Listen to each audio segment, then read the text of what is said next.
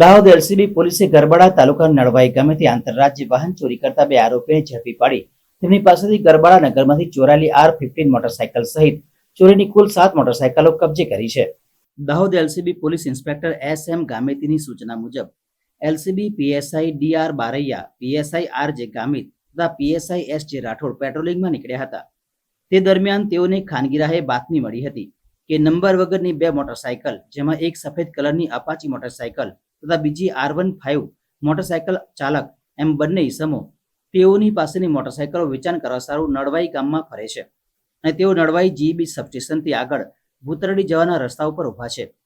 જે મળેલ બાતમીના આધારે એલસીબી પોલીસે બાતમીવાળી જગ્યાએ તપાસ કરતા બંને ઈસમો મોટરસાયકલ સાથે ભૂતરડી તરફથી આવતા દેખાયેલ હતા, પરંતુ તેઓ પોલીસની ગાડી જોઈને ભાગવા લાગતા પોલીસે મધ્યપ્રદેશના જોબટ તાલુકાના સંદીપ કલમસિંહ ભુરિયા તથા અલીરાજપુર તાલુકાના અનિલ ચંદરસિંહ ભુરિયાને ચોરીની સફેદ કલરની નંબર વગરની અપાચી તથા કાળા કલરની યામાહા R15 મોટરસાયકલો સાથે ઝડપી પાડ્યા હતા અને પોલીસે સદર બંને મોટરસાયકલોની પોકેટ કોપ મોબાઈલ એપ્લિકેશન દ્વારા તપાસ કરતા સફેદ કલરની અપાચી મોટરસાયકલ જરી બુજુર્ગ ગામના જસવંતભાઈ મનુભાઈ ગણાવાની હોવાનું જણાઈ આવ્યું હતું તથા કાળા કલરની યામાહા R15 મોટરસાયકલ ગરબાડાના જોશી અલ્પેશભાઈ પ્રહલાદભાઈની હોવાનું જણાઈ આવ્યું હતું.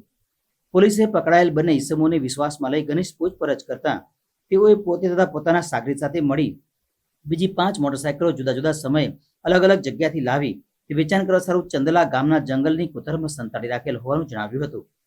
જેથી પોલીસે સદર બંને ઈસમોને સાથે રાખી તપાસ કરતા ગાંગરડીથી વર્જર મધ્યપ્રદેશ તરફ જતા રસ્તે ચંદલા ગામના જંગલ વિસ્તારમાં નીલગિરીના જળવની આડમાં કોતરમાં નીચે સંતાડી રાખેલ બીજી 5 મોટરસાયકલ મળી આવી હતી. જેથી તેઓની પૂછપરછ કરતા તેઓએ દાહોદ, સુરત, વડોદરા, છોટાઉદેપુર તેમજ મધ્યપ્રદેશ રાજ્યમાંથી જુદા જુદા સમયે અલગ અલગ જગ્યાથી મોટરસાયકલો ચોરી કરેલ હોવાની કબૂલાત કરતા આ બંને ઈસમોની ધરપકડ કરી આગળની કાર્યવાહી હાથ ધરી છે. સંદીપભાઈ કલમસિંહ તેરસિંહ ભુરિયા, અન્યનું નામ છે અનિલ ચંદ્રસિંહ પાતલિયા. આ બંને છે એમપીના રહેવાસી છે. એક છે આંબોન રહેવાસી છે અને એક છે તાલુકા જોબટનો રહેવાસી છે અને બંને પાસેથી ટોટલ 7 લાખ રિકવર કરી અને 2,37,000ની રિકવરી કરવામાં આવેલી છે.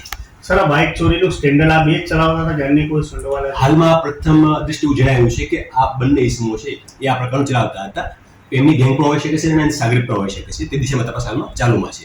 નોર્મલી આ લોકો શું કરતા હતા કે જ્યારે કોઈ બાઇક એમને મળી આવે છે અવાવરૂ જગ્યાએ અથવા કોઈ વિસ્તારની બહાર મૂકેલી કે જ્યાં કોઈ માણસની હાજરી નથી, એવા સંજોગોમાં ડુપ્લિકેટ ચાવી દ્વારા અથવા લોક તોડીને એ બાઇક પોતાના પોઝિશનમાં લઈ અને તેથી ચોરી કરતા.